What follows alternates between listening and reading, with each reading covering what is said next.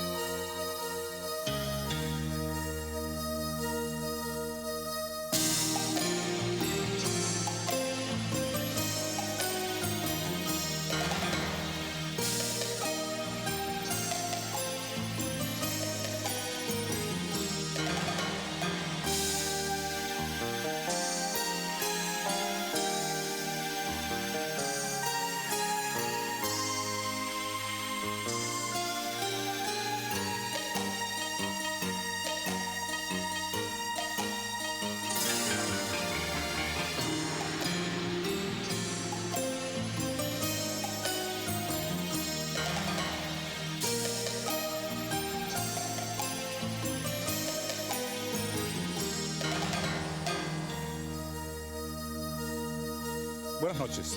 ¿Usted cree en Dios?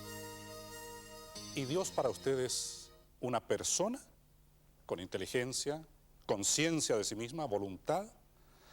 Entonces seguramente le va a interesar lo que vamos a conversar esta noche con el sacerdote José Miguel Ibáñez Langlois, más conocido, creo, a nivel público como Ignacio Valente. El orden del programa tiene primero, sin embargo, un cronopio, uno muy especial, uno que abría cajas fuertes, y ahora predica. Vamos a conocer después a una tribu, como tantas, en peligro, no digamos en vías, pero en peligro de extinción en el Amazonas. Conoceremos el destino de los inmigrantes, antiguos guerrilleros, muchos de ellos del sudeste asiático, de la Indochina, en los Estados Unidos. Y hacia el final, un par de casas encantadas que habría en Santiago, terminando con Enrique Lafourcade, claro. Pero vamos a comenzar con nuestro cronopio de hoy. Recuerde que le hemos puesto cronopios, siguiendo a Julio Cortázar, a estos personajes que escapan un poco a lo que somos todos en la vida cotidiana, y nos lo presenta Vicente Parrini.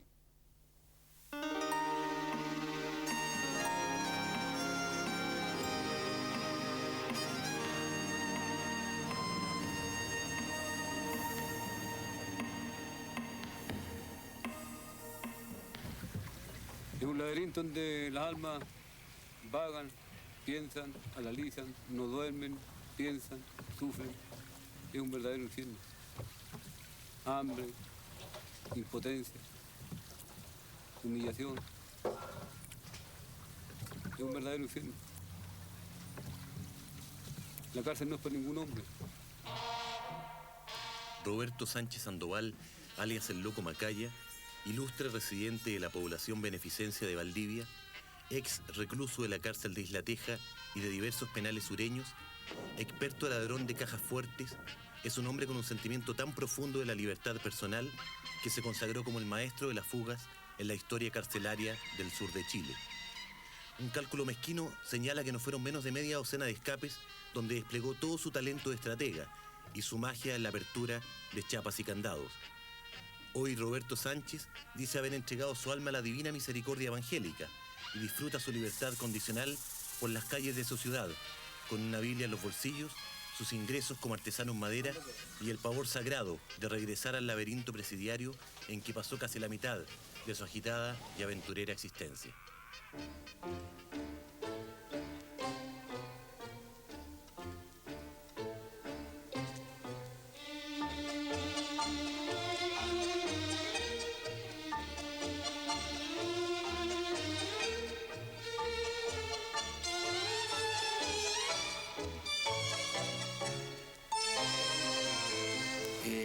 La condena de Roberto Sánchez es hasta el año 2004. Vale decir que todos los domingos, durante ese lapso de tiempo, tendrá que venir aquí a la unidad a registrar la firma en el libro respectivo. Cuando salió, la mayoría nos alegramos, porque en realidad cuando se va un compañero aquí es grandioso, para uno mismo. Para uno mismo es bastante grandioso. Los recuerdos no son muy buenos, porque en varias oportunidades se nos evadió. Y han sido fugas blancas, así, fugas sin dolor, donde el interno con su habilidad, con su inteligencia, eludió la vigilancia. siempre experto en abrir candados. Siempre se caracterizó por eso, incluso gente que se les quedaba la llave de la caja de fondo adentro, traía las cajas acá para aquí en las orieras. Bueno, cuando estaba en la calle era una alegría grande, imagínate. Es lo mismo que usted esté quemándose, es lo mismo que esto esté ardiendo, que esté saliendo de todo eso. De repente usted tenga que abrir una puerta, una ventana, y de abrir esa ventana salga usted.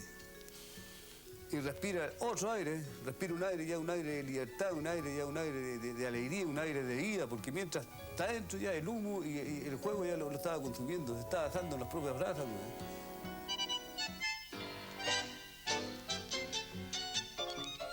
Desde que Macaya abandonó la cárcel en 1991, alterna su oficio de carpintero con esporádicos trabajos que le permiten revivir un talento que no se olvida.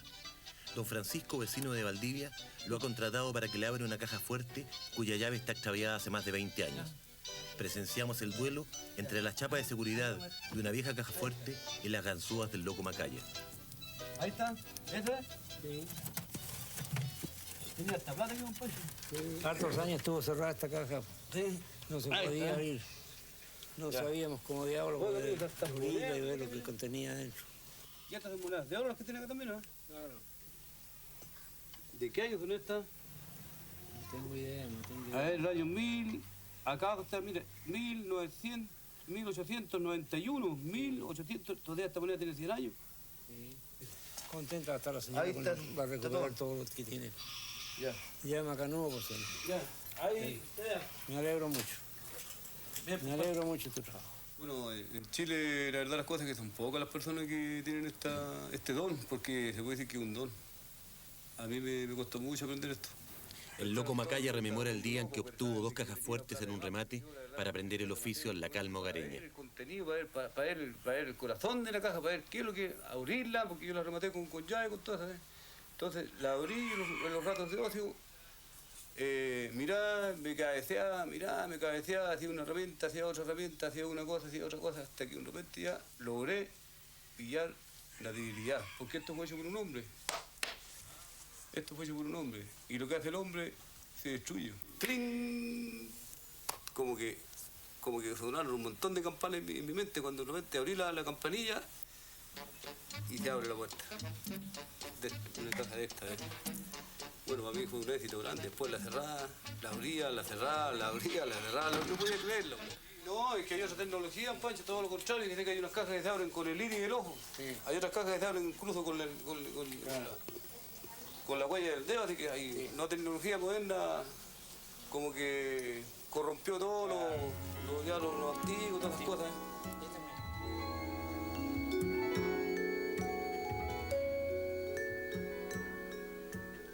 Macaya visita la cárcel donde permaneció más de una década recluido. Reencuentro con antiguos camaradas y compañeros de carreta que lo reciben con el cariño que cultivó durante su estadía en el penal de Isla Teja. ¿Y qué recuerdos tienes de él, digamos? ¿Se le echa de menos? No, porque de menos aquí no se le puede echar a una persona. Si la persona que encuentra su libertad, bueno, tiene que irse, porque aquí realmente, si el loco cumple, tiene que irse. He aprendido harto con Roberto, los conocimos del 81 en Cana, y yo lo vi llegar cuando llegó todo baleado, cuando lo acusaron a él de enfrentar. Buena amistad hacia las demás personas. Eso es que es importantísimo en una persona, o sea, no todas las personas tenemos ese carisma de irradiar amistad hacia los demás, o motivarse por ayudar a otra persona que se ha conocido aquí, pues yo lo conocí aquí. Yo trabajé con el loco en el comité de Navidad. Empezamos a trabajar los dos Con como 6.000 pesos. Me da en este momento alegría por estar un rato con ellos y a la vez pena porque luego voy a tener que salir y ellos van a quedar acá y yo conozco bastante este lugar, sé que muchos de ellos tienen hambre, tienen frío, impotencia. Me sentía un poco con pena, así, lo único que se me metía en mi mente era mi esposa. Le miraba a ella, miraba su cara, miraba a mi hija. Y trabajaba. y me veía con ella. La llevaba a pasear a la playa, por ahí. Le conversaba mis problemas que tenía acá adentro. Le conversaba de todo los sufrimientos de mis compañeros, pero imaginatoriamente. Yo hacía cuenta, estaba trabajando, me hacía cuenta que como que con ella salía yo. Dios quiere que el Señor me proteja siempre para nunca más llegar a esto. Y Dios quiere que el Señor también proteja a mis amigos.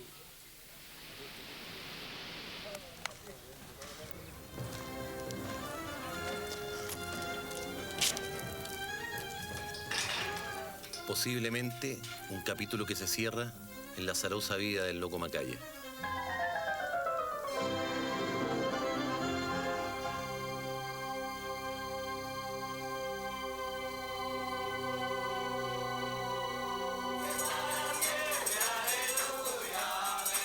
Una de las tantas iglesias protestantes de Valdivia.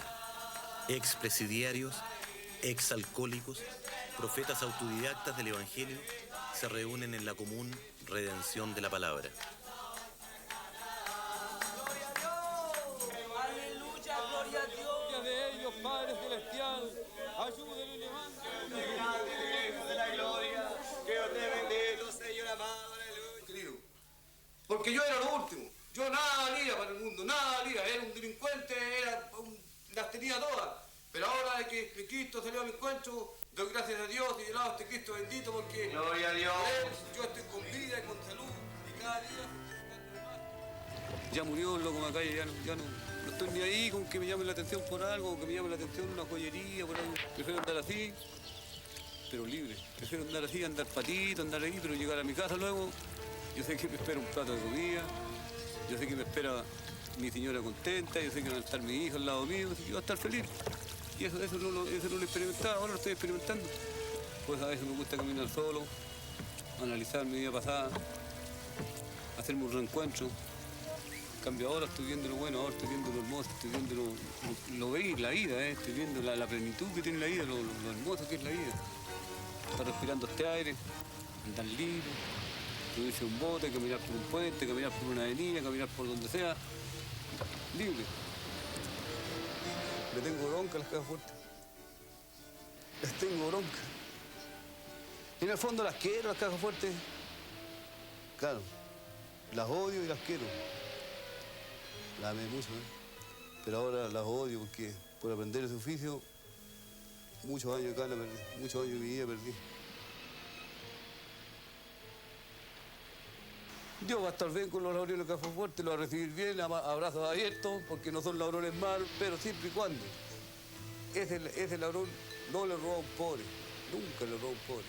Todo lo contrario, posiblemente algún laurel le robó a otro laurón más laurón. Entonces dice que hay un dicho que dice que lo roba un laurón tiene que ser año de perdón. Bueno, Dios perdonará más. Así como estoy yo, cualquiera que me vea por primera vez, ¿irá a pensar verdaderamente que soy laurón? ¿Ah?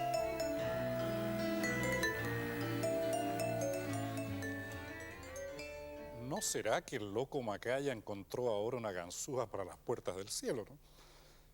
¿Quién sabe qué pensará San Pedro de eso?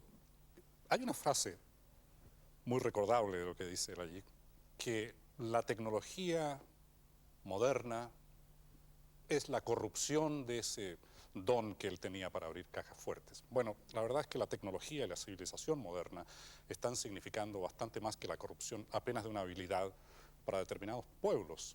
Y uno de esos pueblos es el que vamos a conocer con Nivaldo Fabricio Mochati.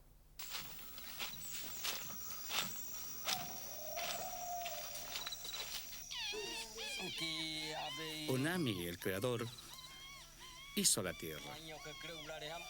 Y el gran cazador lanzó una flecha a la luna. De la sangre que gotea de la luna nacen los Yanomamis.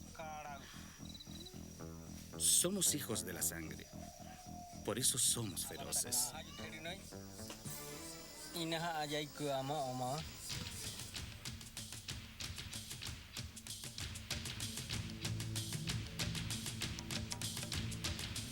En el Amazonas venezolano, en las estribaciones de la Sierra Parima, donde nacen los ríos que dan vida al Orinoco, viven los Yanomamis. Se han repartido más al sur, hacia tierras brasileras, y se calcula que en la actualidad son 20.000, pero es desde estas selvas desde donde emergieron. Viven en chabonos, aldeas que pueden tener 400 habitantes o apenas 10. Visitamos la comunidad que se encuentra en el lugar en el que el río Ocamo descarga en el Orinoco. Allí existe una precaria pista de aterrizaje de una misión católica salesiana. El primer contratiempo que enfrentamos con los indígenas fue su inicial reticencia a recibirnos, después a conversar con nosotros y finalmente a ser grabados por nuestra cámara. Solo al quinto día de nuestra estancia, los líderes locales aceptaron ser entrevistados y dieron razones poderosas para justificar sus aprehensiones. La televisión es una cosa que nos roba alma a nosotros. Entonces nosotros no permitimos esa toma. La creencia de nosotros es que cuando viene a tomar una persona, después a 15 días o a 20 días se muere. Entonces ya nosotros sospechamos que es una cosa, un robo del alma. Para quedarnos, profitamos de una crisis en esta comunidad Yanomami. Un grupo reducido que está por establecer tratos con los afuerinos y percibir así beneficios económicos, nos recibió en su chabono. Con ellos aprendimos su cultura, o sea, su manera de vivir armónicamente con la selva. Para ellos, la cacería y la recolección son tareas diarias. Siguen cazando con arcos y larguísimas flechas, pues las armas de fuego son escasísimas y caras, y cada cartucho cuesta aquí una fortuna. Para atraer a las potenciales presas, imitan toda suerte de ruidos de aves y animales. Es el lenguaje de la selva. Los Yanomamis son también recolectores, y en su dieta se cuentan, según un estudio, 129 vegetales comestibles, entre frutas, tubérculos y hongos.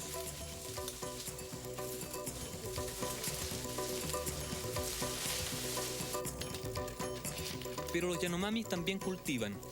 Su huerta es lo que ellos llaman conuco, una porción de selva que es limpiada de árboles para ser plantada y que después de unos 3 años cambia de lugar permitiendo el regeneramiento del bosque. De aquí proviene el grueso de la dieta. El conuco ejemplifica bien la relación de los Yanomamis con la selva. El terreno es de toda la comunidad, es de uso colectivo, pero cada cosa que allí se cultiva tiene dueño. El Yanomami no concibe un terreno cercado por alambres.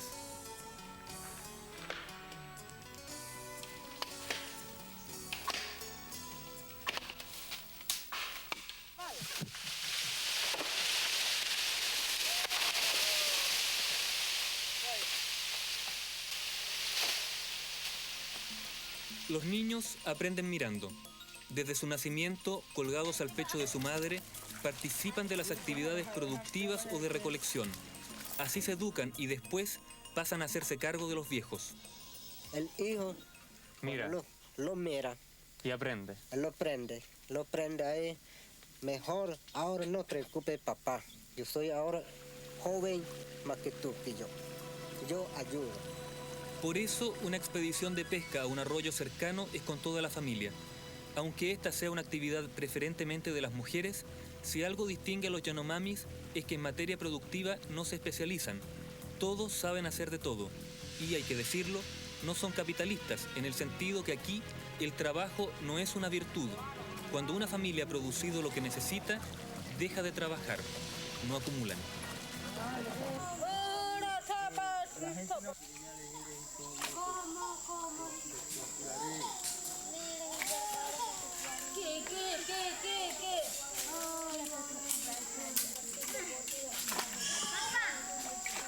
Como en toda sociedad, la constitución de una pareja es una instancia clave que tiene sus propias reglas.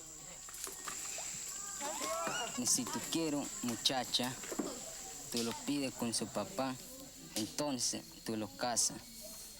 ¿Tienes que entregar algo al papá? Sí, a su papá entrega un animal que tú matas con esta flecha. ¿Este año te casas tú?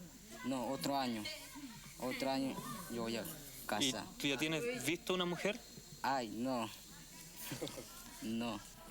Encontrar mujer no es fácil, aquí no existe la adolescencia. A los 14 años, de niñas se convierten en madres. ¿A qué edad se casaron? De 10. Se casan a los 10, pero el matrimonio está concertado de antes, ¿hay acuerdo? Sí, o sea que Sí, ha concertado antes, sí. ¿Cuántos años Primero. antes? ¿A qué edad? A 8. Pero el capitán, por ejemplo, tiene 4 mujeres, ¿no? Sí, el capitán tiene 4 mujeres. ¿Cómo lo hace él? ¿Cómo consiguió tantas mujeres? Porque él cree que él es el jefe de su comunidad. Pues. Pero aquí esta pasibilidad está en peligro porque en estas selvas hay riqueza. La influencia externa ya es visible y ha llegado de mano de curas, militares, mineros, comerciantes y misioneros evangélicos. El oro que duerme en las cabeceras de los arroyos es una tentación irrefrenable, a pesar de que el gobierno venezolano ha destinado un área exclusiva para los Yanomamis. Los misioneros salesianos, los primeros en instalarse aquí, ahora respetan la identidad indígena y han establecido escuelas bilingües y cooperativas. Pero también el catolicismo es algo ajeno, algo impuesto, y las contradicciones fluyen. La creencia de nosotros es distinta. ¿Cuál es la creencia de ustedes? La creencia de nosotros es en los chamanes, en los espíritus. ¿Y tú crees en los chamanes? Bueno, sí, yo las creo. ¿Y eres católico al mismo tiempo? Sí. No hay problema. No hay ningún choque, no hay ningún problema. La vulnerabilidad de los Yanomamis es evidente. El impacto de su contacto con occidentales en los últimos 2 decenios ha provocado cambios dramáticos en su grado de dependencia. Las aldeas tienden a crecer y su vida a hacerse más sedentaria. Pero esos cambios son de poca importancia al lado de las nuevas ideas, tecnologías y valores que les están siendo inculcados. Cada día son más dependientes, más vulnerables. Paradójicamente, su fortaleza es su máxima debilidad, el ser parte del ecosistema del Alto Orinoco, constituir con estos árboles, animales, pájaros y ríos una sola cosa. Una cosa, en estos tiempos, amenazada.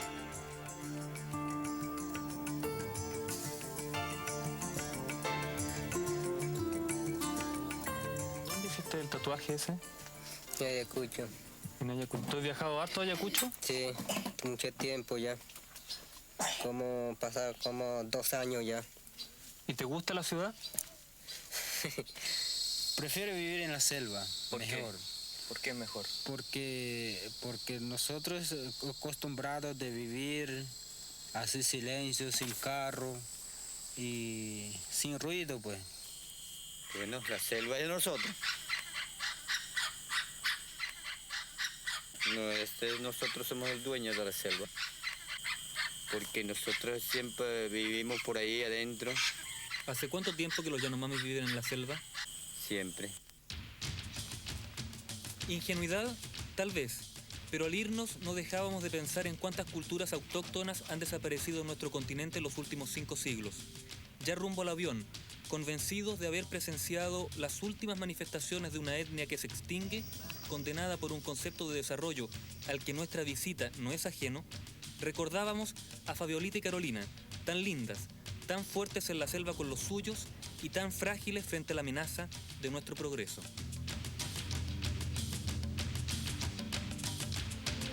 Hay antropólogos que sitúan la población de esa zona, esa inmensa zona de la Amazonía, hacia el año 1500, cuando se iniciaba la conquista de América, en unos 5 millones de personas.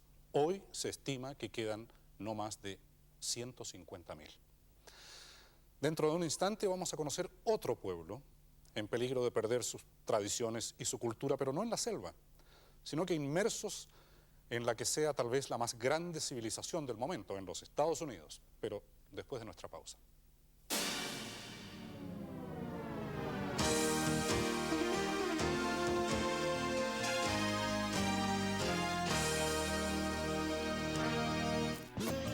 Durante los años 60 y 70, en lo que nosotros llamamos la Indochina, esa península que cuelga desde el continente asiático y que comprende Vietnam, Laos, Camboya, Tailandia, estallaron numerosos movimientos revolucionarios comunistas, inspirados y tal vez apoyados desde la República Popular China. A raíz de esto intervino Estados Unidos, con tropas regulares en el caso de Vietnam, con asesores militares en otros casos, para entrenar a la propia población local en su defensa. Esos movimientos de defensa a la postre fueron derrotados y miles, centenares de miles de personas debieron huir y en muchos casos emigrar a los Estados Unidos. Uno de estos grupos es el objeto del siguiente reportaje de Alicia Fenía.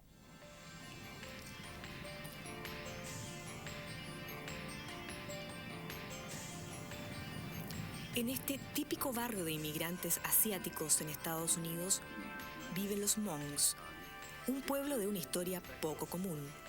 Un pueblo originario de Laos, hoy acusado de mercenarios y vendidos porque al estallar la guerra en su país, trabajó para la CIA.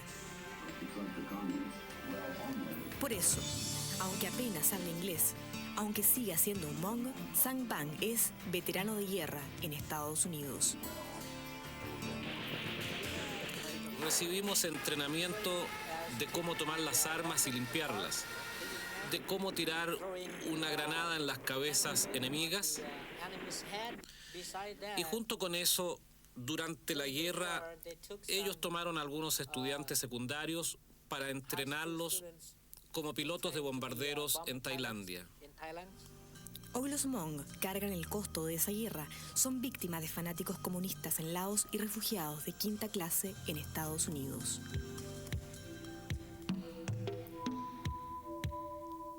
Los Hmongs fueron reclutados, apertrechados y entrenados por la CIA y con furia anticomunista se enfrentaron cara a cara al Pathet Lao y al Vietcong. Peleamos en el frente, experimentamos la muerte de muchos miembros de nuestra familia y hemos sufrido mucho. La guerra fue para los Hmongs mucho más que muerte y sufrimiento. Antes de iniciarse el descenso comunista por Indochina y la posterior intervención norteamericana, los Hmongs labraban los valles montañosos entre Laos y Vietnam. Era un pueblo primitivo que incluso carecía de escritura, un pueblo de vida agrícola, montañesa, hasta que se involucró en la guerra. Incluso se ha dicho que cambiaron sus cultivos por la amapola para que la CIA financiara con heroína su intervención en Laos. Hay gente que dice que la CIA se aprovechó de ustedes. Incluso sin los norteamericanos habríamos peleado. ¿Por qué? Por la democracia, la libertad, los derechos civiles, por la gente de Laos. ¿Qué ha significado este éxodo a Estados Unidos? Es algo muy triste para mí el haber huido y dejado atrás a mis compañeros. Me siento culpable de haber sobrevivido.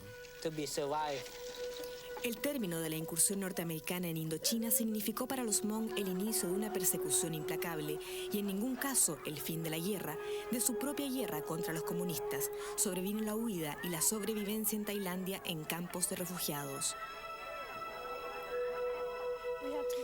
Tuvimos que caminar, creo que 2 días y 2 noches para alcanzar el río y cruzar a Tailandia.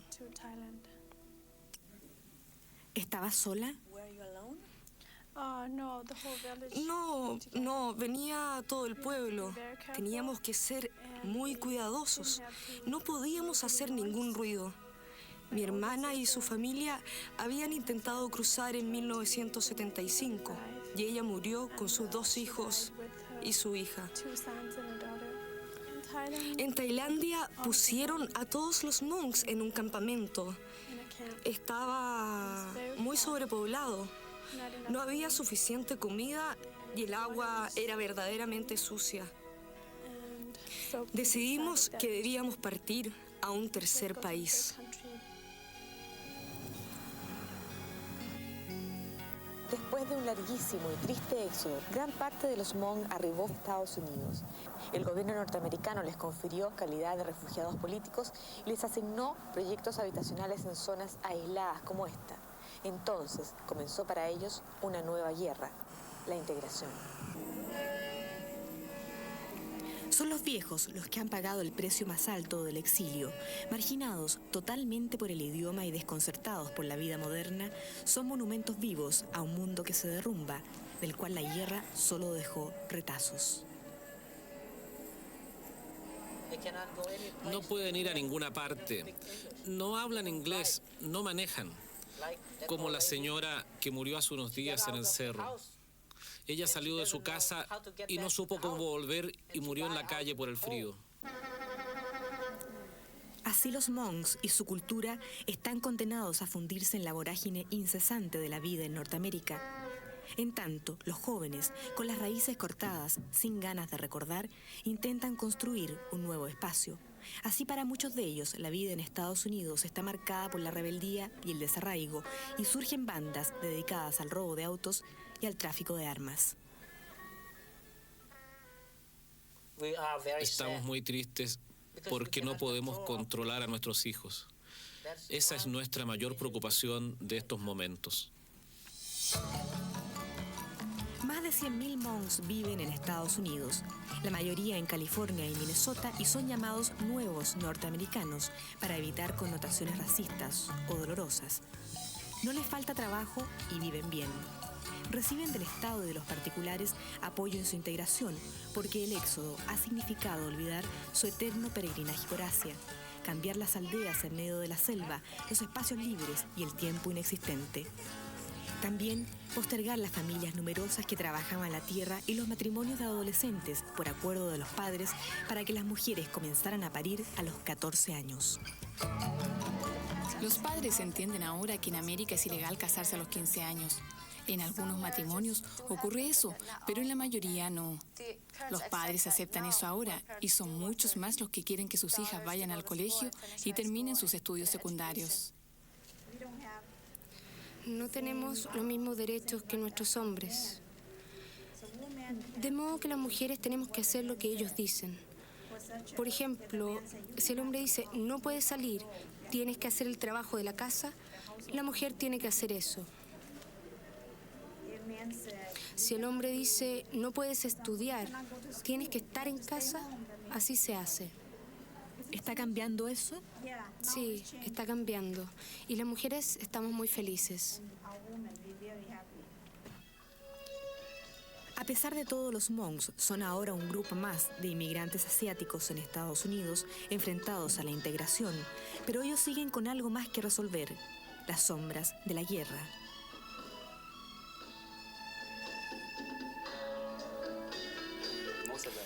Muchos de los que integran bandas, la mayoría de ellos, ha crecido en Estados Unidos y tienen solo una pequeña idea de lo que realmente ocurrió en el pasado. No tienen conocimiento de eso. Todo lo que están tratando de hacer es ser norteamericanos.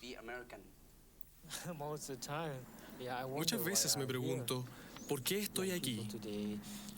La gente joven se hace hoy en día esa misma pregunta una y otra vez. Incluso yo, a mis 27 años. Y no hay una buena respuesta para ellos.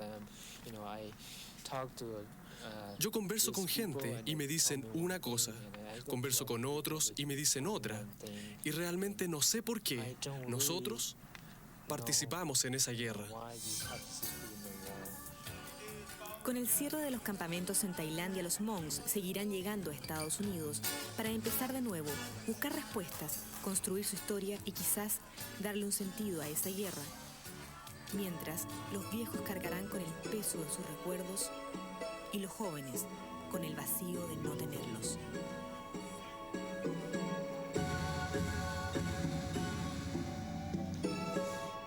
Las imágenes de archivo que veíamos allí, que obviamente no fueron filmadas por nosotros en Indochina misma, nos fueron facilitadas por ellos, por los Hmongs, que las utilizan como prueba para reclamar su derecho a ser considerados refugiados políticos dentro de los Estados Unidos.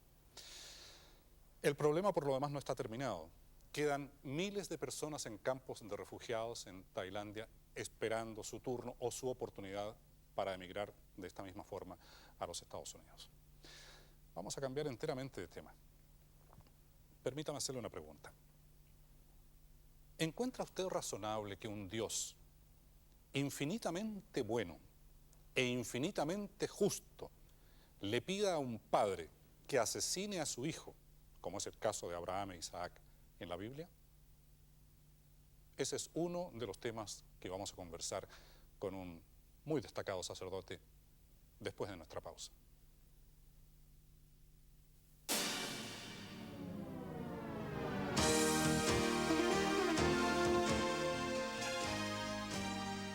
No me preguntó. Buen café, ¿eh?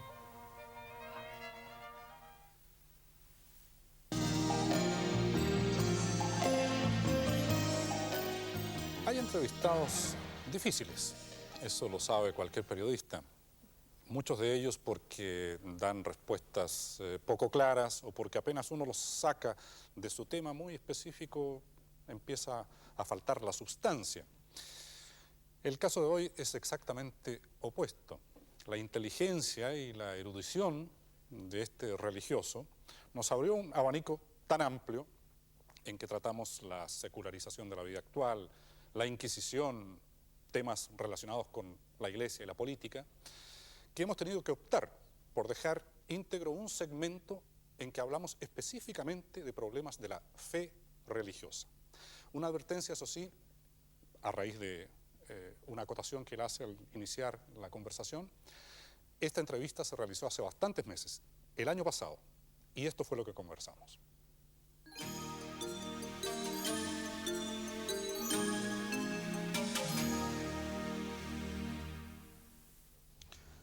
Cuando menciono frente a usted la palabra Dios, ¿estoy hablando de una persona? Absolutamente. Y si no se está hablando de una persona, no se está hablando de nada. Y yo me permitiré extenderme algo en vista de la visita del Dalai Lama a este país, que la verdad es que me tiene perplejo por el grado de mediocridad espiritual que han mostrado sectores enteros de nuestra sociedad al reverenciar un hombre y una creencia que niegan a un Dios personal y se le ha recibido como un prócer de la espiritualidad, aparte de sus declaraciones de principios absolutamente incongruentes, como el que le permite decir que es un marxista humanista, cosa que a estas alturas de la historia realmente da risa. Pero quedémonos en el tema de Dios. Sí. Dios persona. Es persona porque si solo es una fuerza cósmica, o esa contradicción que se llama un espíritu inconsciente que deviene consciente, eso ya no es Dios. Yo a eso no le doblo la rodilla. O un mero misterio, o la suma de vibraciones del universo. Exactamente. Es una persona con voluntad. Sí, es una persona con voluntad y con inteligencia, a cuya imagen y semejanza estamos hechos nosotros. Si no es así, yo no le doblo la rodilla como se la doblo infinitamente a mi Dios personal. Cuando usted dice a imagen y semejanza del cual estamos hechos nosotros, quiere decir que como persona, en cuanto a la estructura de personalidad, se parece a nosotros. Es como nosotros. Mejor dicho, que nosotros somos como Él. Porque Él es el creador, nosotros somos las criaturas, pero somos sus criaturas más altas. Eso significa que Él ha impreso en lo hondo del ser humano este modo de ser que llamamos el ser alguien y no el ser algo. El ser alguien, que es el ser persona, estando la persona caracterizada por la conciencia, es decir, por el conocimiento, especialmente de sí mismo, y por la autodeterminación o libertad de albedrío, que son los dos sellos supremos de Dios en la dignidad del hombre. Este Dios, si seguimos la Biblia, primero quiero preguntarle si usted considera que lo que se dice en la Biblia es literalmente cierto o son alegorías. No, no son alegorías, se trata de verdades históricas. Ahora, se trata de verdades históricas expresadas en géneros literarios orientales de hace muchos siglos, y si nosotros no conocemos el lenguaje de esa revelación, tampoco conoceremos la revelación misma. Luego, la Biblia, comenzando por los primeros capítulos del Génesis, debe ser retenido, dice la Iglesia, como verdad histórica, pero obviamente que habida cuenta del revestimiento alegórico de los géneros literarios orientales de hace tantos siglos. Hay dos cosas que llaman la atención puestos en esa óptica. Una, que Dios persona en esa época interviene de manera más bien frecuente en el devenir humano, cosa que por lo visto dejó de hacer a partir de un cierto momento. Sí. Esa es una cosa. La otra es que ese Dios por momentos tiene arranques de mal carácter o solicita, demanda de sus fieles conductas que rayan en la crueldad muchas veces. Habría que explicar naturalmente estos dos aspectos, ¿no? El primero que citaba usted... Que interviene frecuentemente. A que interviene frecuentemente, incluso conversa continuamente con patriarcas, con profetas, con reyes, mientras que hoy no lo hace. San Juan de la Cruz tiene una explicación hermosísima de ese contraste. Dice, es que desde que Dios nos dio a su palabra, a su verbo, a su Hijo unigénito hecho hombre en Jesucristo, dijo todo lo que tenía que decir y por tanto ya no debe multiplicar sus discursos como lo hizo con Abraham, con Isaac, con Jacob, con Moisés, con David, sino que está todo dicho en la persona de Jesús de Nazaret y por tanto ya no debe comunicarse con los hombres de otra manera. A mí esa explicación me parece hermosísima. En cuanto a pedirle a un padre que asesine a su hijo o transformar a un ser en estatua de sal por mirar hacia atrás. Bueno, ahí entraríamos en su segunda pregunta y es evidente que el pueblo judío no estaba capacitado para recibir todavía la plenitud de la revelación cristiana y en esa justa medida se podría decir que Dios condesciende con el grado primitivo de ese pueblo y justamente por eso hay un cierto grado de antropomorfismo en las imágenes mismas que los hombres se hacen de Dios, sin que por eso podamos concluir que se trata de una imagen falsa de Dios, puesto que la realidad a la cual esa imagen apunta es profundamente verdadera, pero está filtrada por corazones primitivos. Le voy a tener que pedir que me explique mejor eso. Si me pone algún ejemplo, tal vez sea más fácil. Es que no le comprendí verdaderamente, José Miguel. ¿Quiere decir usted que lo que ahí se narra no es exactamente cierto? No, yo digo que es absolutamente cierto y que ha sucedido históricamente. Pero que Dios no tiene la misma forma de manifestarse para un pueblo todavía sacado recién de las hordas primitivas, aunque fuera su pueblo elegido, que la manera en que Dios puede permitirse mucho más tarde en la historia manifestarse a hombres ya más maduros y mucho más todavía cuando es el propio cristianismo el que los ha hecho madurar en sus conciencias. A eso me refiero. Vale decir que en ese momento se necesitaba mano dura. Si usted lo quiere poner así, estoy de acuerdo con esa versión, sí. Era incomprensible para la mentalidad histórica de los hombres de entonces otra cosa que no fuera esa. José Miguel, así como usted concibe un Dios persona, ¿cree usted en un demonio persona? Sí, absolutamente sí. No en el mal, con mayúscula. No se trata de una especie de mera personificación alegórica de una fuerza que es de suyo impersonal. Se trata de la persona de Satanás o Lucifer y si se me permite explicarlo brevemente, lo diré con la misma fe de la Iglesia y precisamente de las últimas formulaciones que los últimos romanos pontífices han hecho de esta verdad. Cuando uno contempla el panorama del mundo, ve en él mucho mal, pero hay mucho mal que está todavía hecho a escala del hombre. En cambio, hay ciertas concentraciones del mal, hay ciertas intensidades supremas del mal delante de las cuales uno dice, esto ya es más que humano. Aquí hay un poder sobrenatural del mal y yo podría citar ejemplos históricos, ¿verdad? De esos males que a mí ya me parecen... Por favor. El aborto, por ejemplo.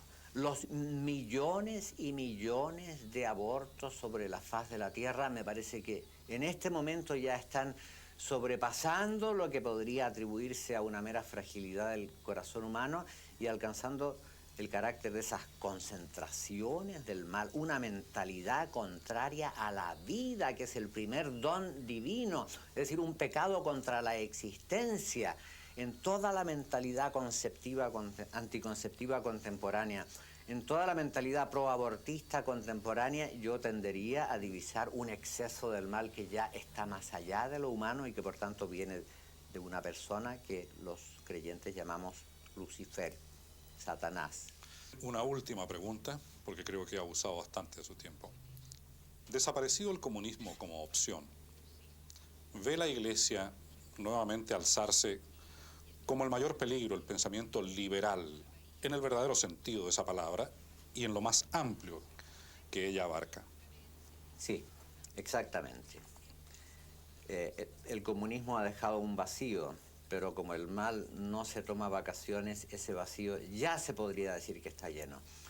Y el gran peligro que amenaza tanto a las sociedades que fueron comunistas como a las que nunca lo han sido, es el materialismo práctico, que no es teórico, porque no construye como el anterior marxismo-leninismo un sistema que niega a Dios, pero en la práctica lo relega al olvido y actúa como si no existiera, y por eso se llama materialismo práctico, sociedad del consumo.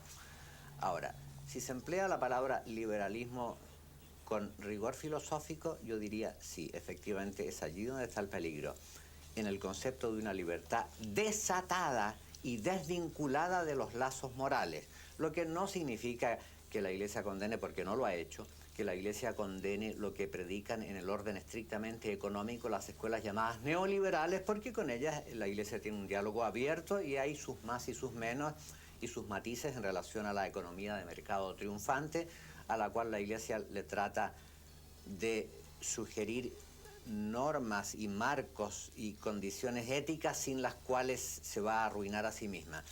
José Miguel Ibáñez Langlois, muchas gracias por esta conversación. Gracias a usted, Patricia.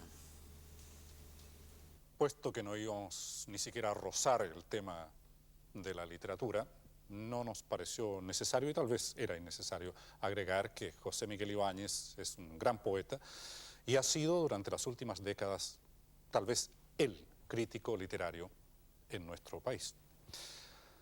Dentro de un instante vamos a hablar de parapsicología, pero, y José Miguel Ibáñez en sus crónicas o en sus críticas literarias firma Ignacio Valente, claro.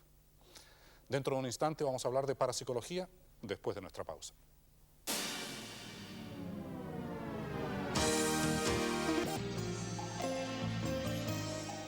En la vida cotidiana, a veces nos suceden cosas extrañas que no nos sabemos explicar.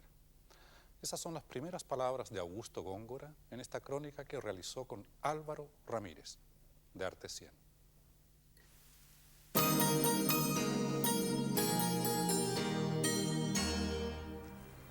En la vida cotidiana a veces nos suceden cosas extrañas que no nos podemos explicar. De pronto tenemos la sensación de que nos pasa algo que ya hemos vivido. Y hay situaciones en las que intuimos que ponemos un pie en otros mundos. Por ejemplo, el de los fenómenos poltergeist. La parapsicología dice tener explicación para estos fenómenos. Pero, ¿qué sabemos los chilenos sobre parapsicología? Esta casa ubicada en Quinta Normal es aparentemente normal. Aquí funciona la dirección de jardines de la municipalidad. En el primer piso hay oficinas y circula gente como en cualquier otro lugar similar. Pero el segundo piso está vacío, no hay electricidad y todo está siempre oscuro. En realidad, casi siempre oscuro. Se dice que en el segundo piso hay un espíritu travieso que hace de las suyas.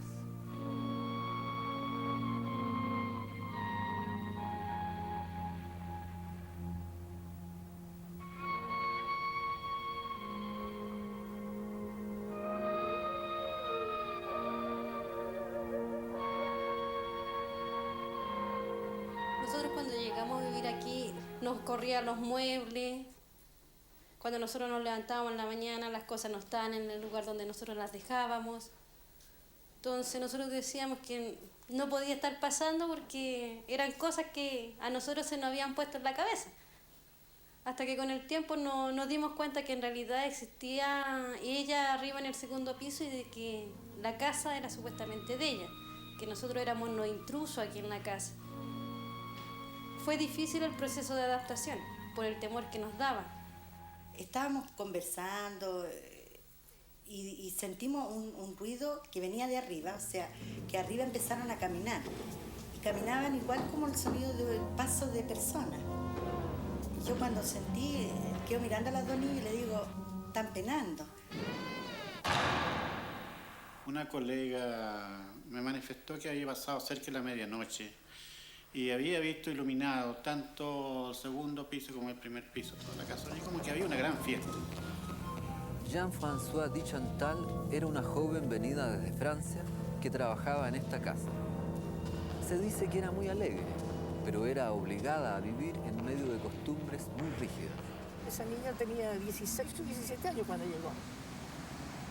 Era muy vistosa, muy rubia, blanca, muy bonito cutis, qué sé yo. Entonces ella salía, los días que tenía salida, y encontraba a toda la gente aquí muy simpática, sobre todo a los hombres que eran decían muy bonitas cosas siempre. Allí la diversión estaba asociada al pecado y por lo tanto prohibida. Y parece que hoy, 90 años después, este espíritu travieso habita en el lugar.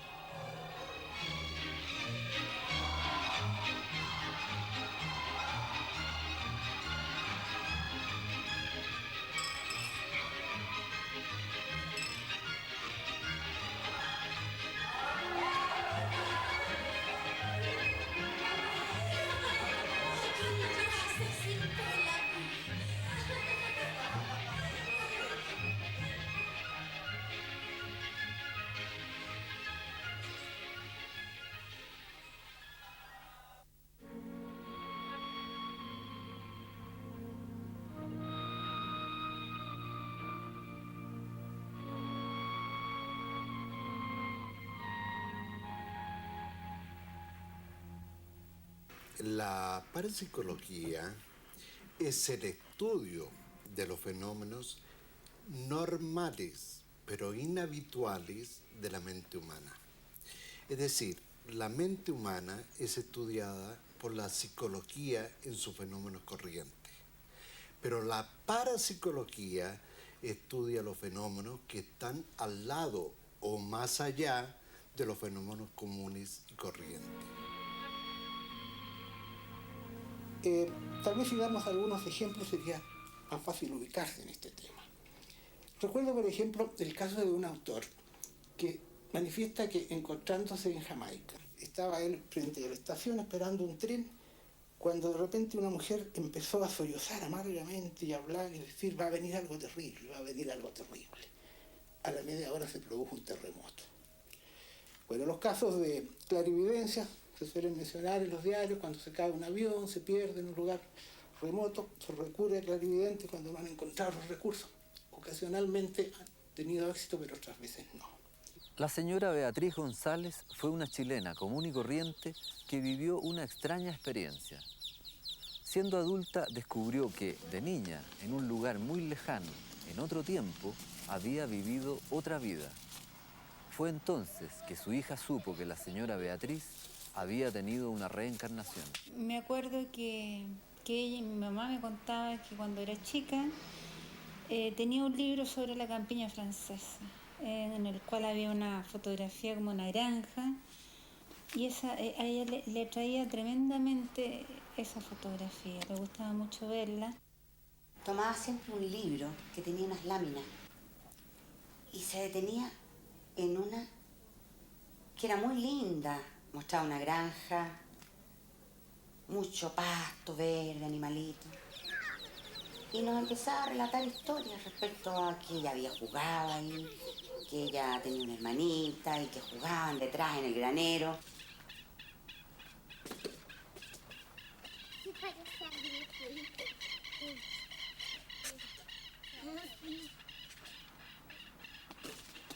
Recuerdo que mi mamá me llevó a la casa de una amiga a tomar té.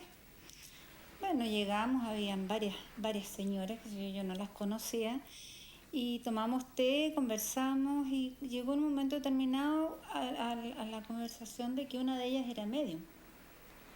Entonces, entre una cosa y otra, qué sé yo, se propuso hacer una sesión. Y ahí se dio una situación tremendamente impactante para mí.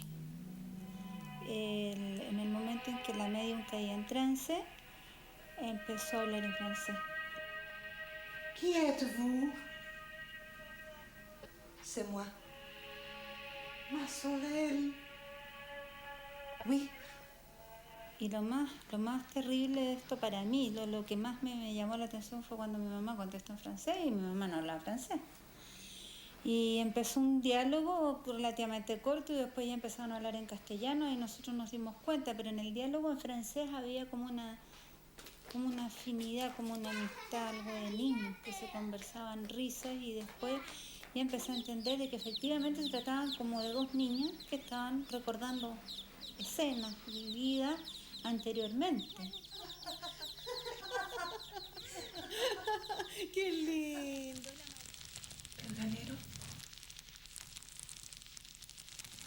fuego en todas partes. ¿Por qué no me ayudaste? Perdóname. ¡Dolor! Perdóname. ¡Dolor! Perdóname. O sea, que todo esto concordó con lo que mi mamá me relataba cuando yo era chica. ¿Ya? De haber vivido en una granja, de haber convivido con niños, de haber estado ahí, y ahí entendí lo del incendio, que a ella le provocaba tanto pánico. Estos dos casos sugieren que los fenómenos parapsicológicos son habituales en Chile. Parece que tenemos percepciones que por ahora no logramos explicarnos. La pregunta es si en este mundo hay puertas abiertas a otros mundos. Yo diría que mi posición es que no hay evidencia de que existan o no existan estos fenómenos de percepción extrasensorial. Tenemos que estar a la espera. Yo en estas cosas, como digo, tengo una cierta diría, simpatía, porque sería bueno para los seres humanos que apareciera algo distinto en la vida del hombre a futuro.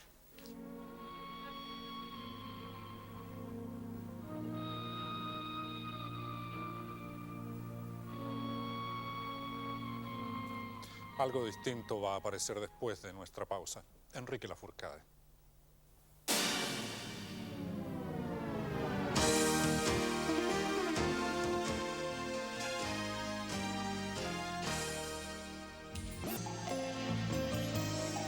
¿Usted recuerda un polémico debate que tuvimos hace un par de semanas para definir una candidatura? Si no lo recuerda, es más o menos explicable, pero en todo caso, Enrique Lafourcade sí lo recuerda.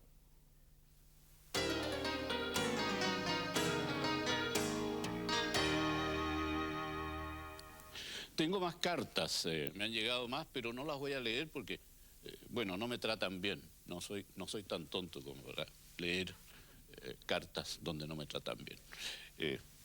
Buenas tardes. Hola, hola. ¿Quién ganó el debate? El debate de los precandidatos. Ninguno. No hubo debate. Pronunciaron palabras. Los políticos son los profesionales de las palabras. Palabras, palabras. La polis está que arde. La política constituye en estos momentos en nuestro país una especie de pasión nacional. El cotorreo, con el perdón de ustedes, el cotorreo aflige a nuestros políticos. No todos los políticos son merecedores de las palabras que voy a decir. Parecen dueñas de casa de repente, con perdón de las dueñas de casa. Entregan como recetas para que no se suba el soufflé, para que no se corte la mayonesa económica. Pequeños trucos, pequeñas triquiñuelas. Están, ustedes saben, los pericos de la derecha, las cachañas de la izquierda. La izquierda es más cachañera que los pericos de la derecha. Me estaba acordando de cuentos de loro, ¿ah? Hay un cuento de un loro, un político loro o un loro político que es estupendo. El cuento es este. Mejor no lo cuento nada porque es atroz de cochino. El pensamiento empieza en la boca. En los viejos tiempos, la palabra existía y existía una suerte de institución nacional. La palabra de hombre, una extraordinaria institución nacional.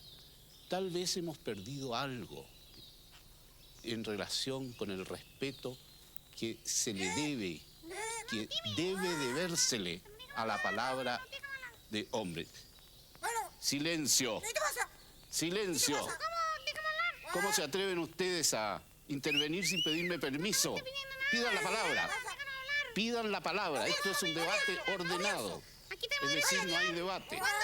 Pidan la palabra. ¿Cuándo hay que pedir la palabra? Si uno la pide, no se la dan. El próximo jueves, faltando 10 minutos para las 10 de la noche, después de 24 horas y el tiempo, estaremos nuevamente pidiendo la palabra para acompañarle en El Mirador. Hasta entonces, buenas noches.